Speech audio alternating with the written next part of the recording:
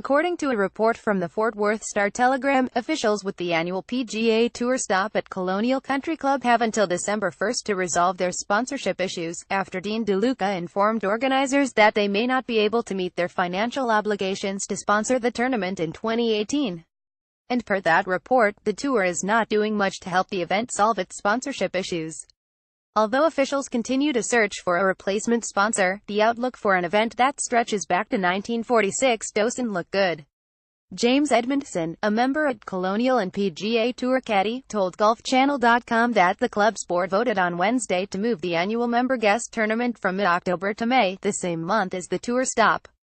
It's the most recent sign that tour golf at Colonial may be nearing an end, a surprising scenario considering the event's history and the affinity many players have for the golf course. There has been speculation that a dramatic overhaul to the tour schedule beginning in 2019, which includes the PGA Championship moving from August to May and an earlier finish to the season, could make the Colonial stop expendable.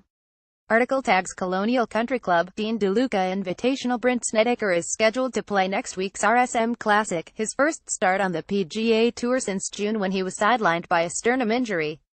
Last month, Snedeker resumed golf activity after undergoing treatment for the injury that forced him to miss the FedEx Cup playoffs and the year's final two majors.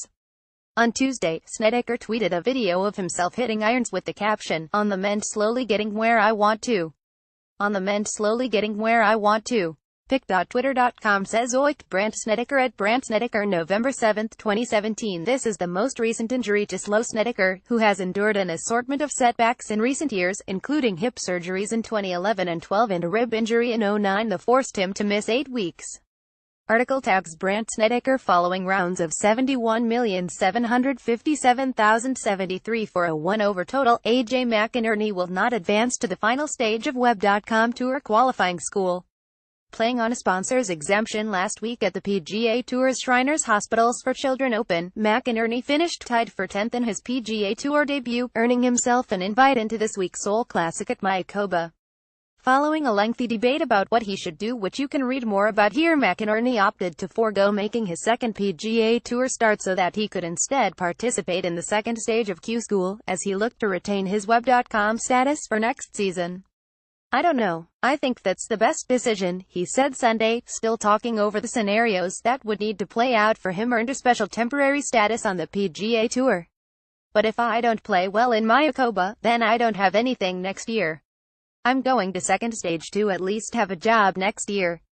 But after failing to advance out of second stage, McInerney, who wound up back in Q School after finishing 97th on the Web.com Tour money list last year, will not retain his card. Without status, he will now be left to participate in mini-tour events or in Monday qualifiers for both the PGA and Web.com Tours in an attempt to make enough starts and gain enough non-member points to pick up special temporary membership on either circuit.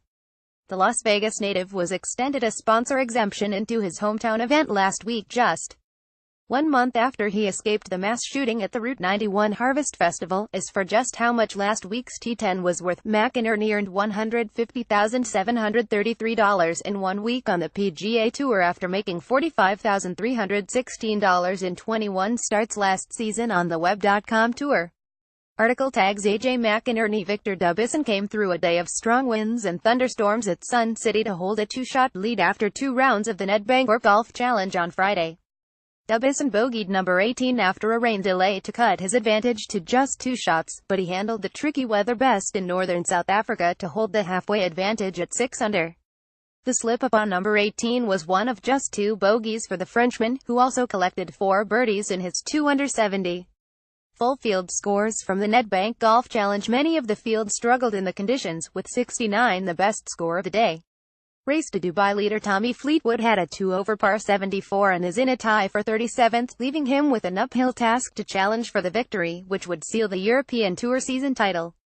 Dubison, whose last victory on the tour came 2 years ago, leads from Darren Fitch at 69 and 2-time Nedbank Challenge winner Lee Westwood 70. Article tags Victor Dubison. We lead off a Veterans Day edition with a look at golf's ongoing support of America's heroes, while Judgment Day may be closing in on Colonial Country Club. Made cut fall forward. While Cut Line is a big fan of last week's time change being something of a dew-sweeper, it's Ricky Fowler's decision to test the fall waters that deserves a closer look. Fowler said this week at the Old Classic at Mayakoba, an event he's playing for the first time, that he wanted to try something new this fall.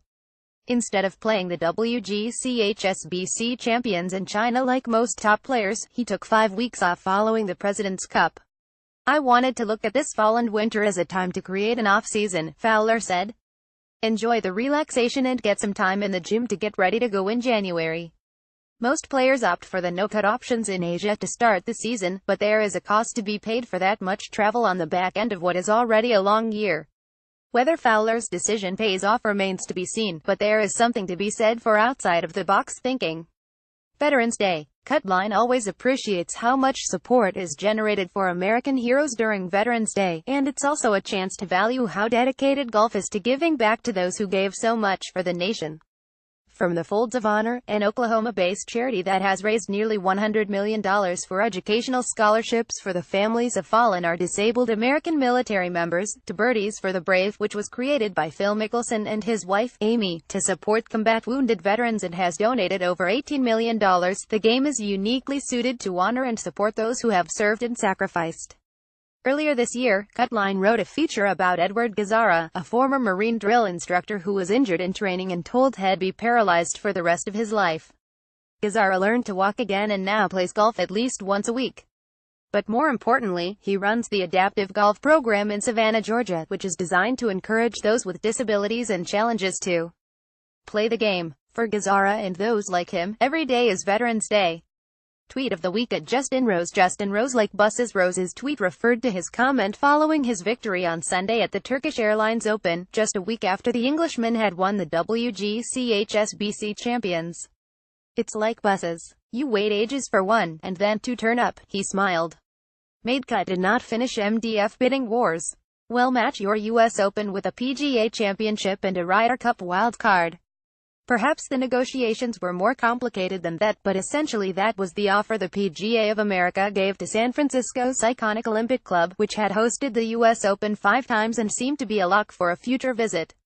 Instead, club officials agreed to the deal with the PGA and will host the 2028 PGA Championship and 32 Ryder Cup. It was clear the drive the Ryder Cup was what compelled club officials to embrace the PGA's offer. "It's Alabama-Auburn on a Saturday afternoon," Olympic Club President Don Dillon told the San Francisco Chronicle.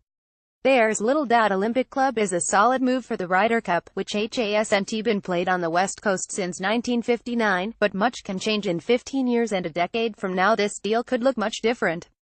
Owning it. It's easy to criticize, just scroll through your social media feed to prove the point.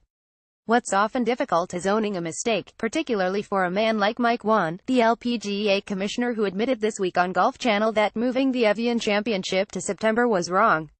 Whan was criticized this year over his decision to scrub scores from the first round in France and then to shorten the major championship to 54 holes after multiple weather delays, which have become the norm since the event moved to September.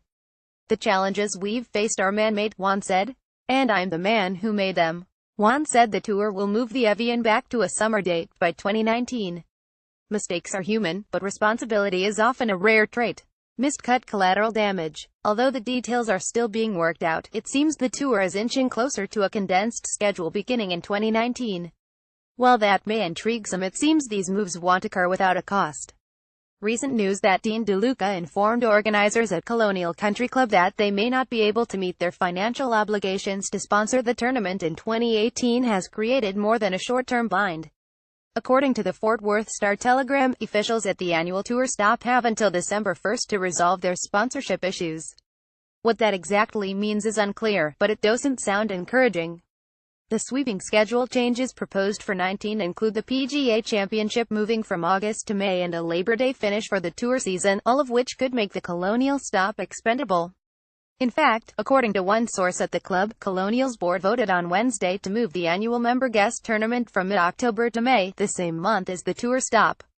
It's an altogether stunning development considering the annual tour stop has been a staple on the schedule since 1946, when Ben Hogan won the first of his 5 Colonial titles and why the layout is dubbed Hogan's Alley.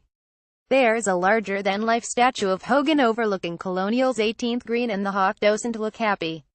It's an apropos image considering the club's potential tour fate.